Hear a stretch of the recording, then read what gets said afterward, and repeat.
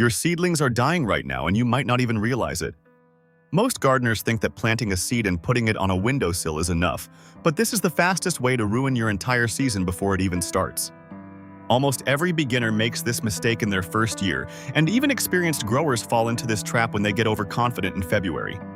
If your plants look thin and weak, or if they are leaning toward the glass, they are crying for help. In this video, I will show you exactly how to stop this tragedy and transform your weak sprouts into massive productive plants. We are going to cover everything from the hidden physics of light to the secret biology of your soil without any unnecessary fluff. The first major mistake people make is trusting the sun in February. The winter sun is too weak, and the days are too short for young plants. When a seed first wakes up, it has a tiny amount of energy stored inside its shell. It uses that energy to reach for the light. If the light is far away, the plant grows a long and thin neck. This is called stretching, and it is a death sentence for your harvest. A thin stem cannot support heavy fruit later in the year. To fix this, you must use artificial lights, but even then most people do it wrong. You cannot just hang a light 3 feet above your trays. For the best results, you need to keep your grow lights only 3 or 4 inches away from the leaves. This forces the plant to stay short and build a thick, strong trunk. If you do not have professional lights, even a simple shop light with cool white bulbs will work better than a dark window. Wait, before you grab that watering can, listen closely. Because what I am about to tell you is the difference between a thriving garden and a tray full of rot. There is a silent killer known as damping off. You wake up one morning and see your beautiful green sprouts have fallen over at the base. The stem looks pinched and rotten. This is a fungal disease that loves wet soil and stagnant air. To prevent this, you must stop watering from the top immediately. When you pour water over the soil surface, you create a perfect playground for mold and fungus. Instead, you should always use bottom watering. Place your seedling trays into a larger container of water and let the soil soak it up from the bottom for 15 minutes. This keeps the surface dry and the roots hydrated. Also, you should use a small fan to keep the air moving around your plants.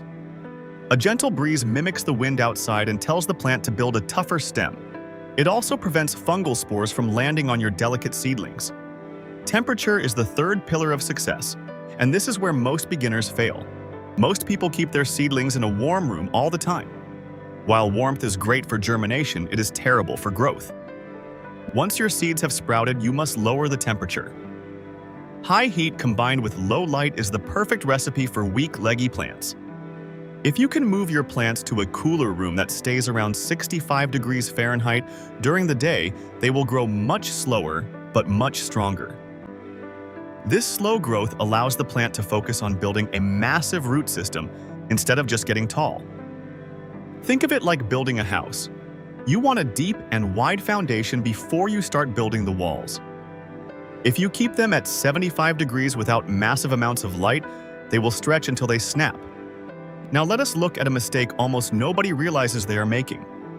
It is the soil.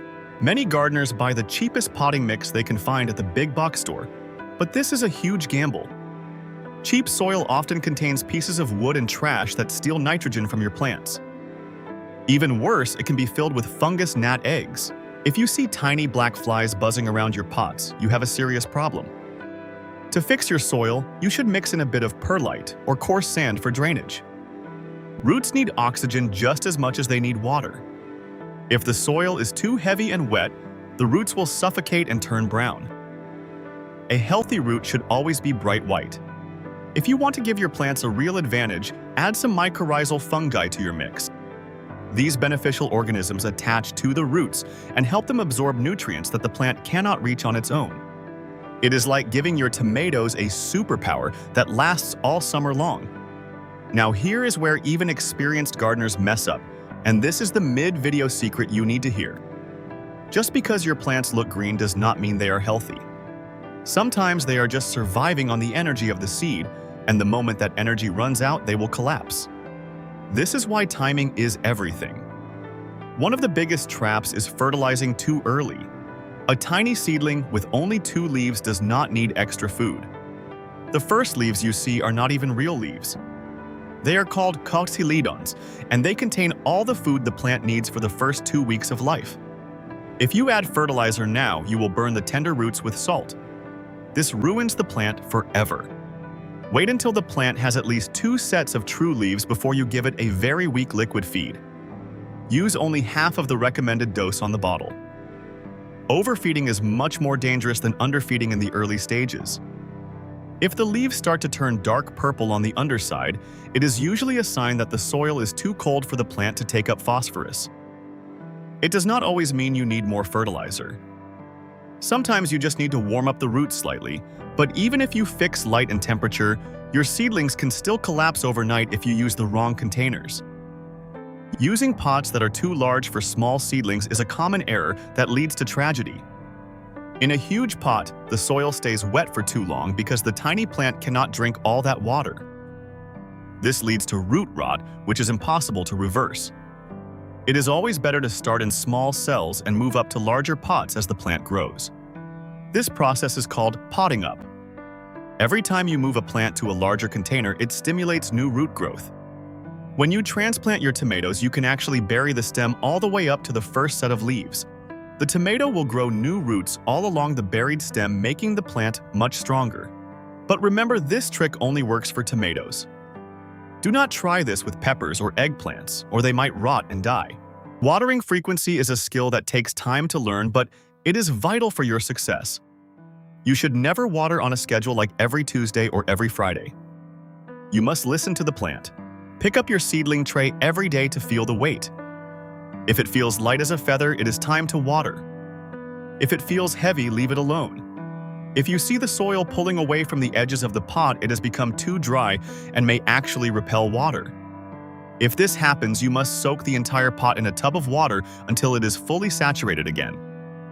If you fail to do this, the water will just run down the sides of the pot, leaving the roots bone dry. If you are growing peppers, you need to be even more patient. Peppers love heat and grow much slower than tomatoes. If your pepper seeds are taking 2 weeks to sprout, do not give up and do not throw them away. They need a soil temperature of at least 80 degrees to wake up. Using a heat mat under your trays can speed up germination significantly. But remember, once they sprout, turn the heat mat off. Keeping the roots too hot after germination can lead to weak growth and disease. As we move deeper into the month of February, you will notice your plants getting crowded. If the leaves of one plant are touching the leaves of another, they will start to compete for light. This competition causes them to stretch even faster as they try to outgrow their neighbors. Always give your plants enough space so that air can flow between them. If you have too many plants, it is better to pick the strongest ones and throw away the weak ones.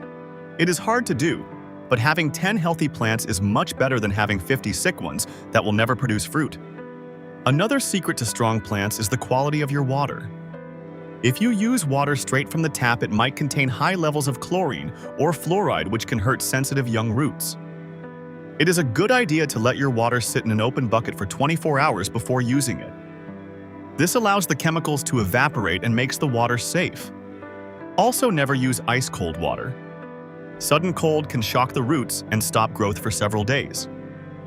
Always use water that is at room temperature to keep the metabolic processes of the plant running smoothly.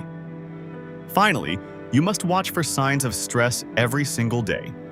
If the lower leaves are turning yellow, the plant might be hungry for nitrogen, or it might be staying too wet.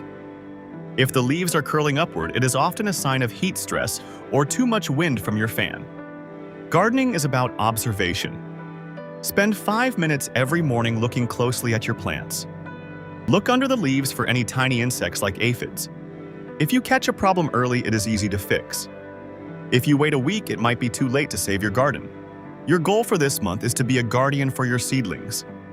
Provide them with intense light close to their heads, keep their feet slightly cool, and never let the soil stay soggy. If you follow these simple steps, your garden will be the envy of the neighborhood. You are not just growing plants, you are building a life support system for your future harvest. Every bit of effort you put in now will be returned to you in the summer when you are picking baskets of fresh, heavy fruit. Stay consistent. Keep learning and do not be afraid to make mistakes. Every great gardener has killed more plants than a beginner has even planted. It is all part of the journey. Trust the process and keep your hands in the dirt. If you found these tips helpful, make sure to share this information with other gardeners who want to succeed this year.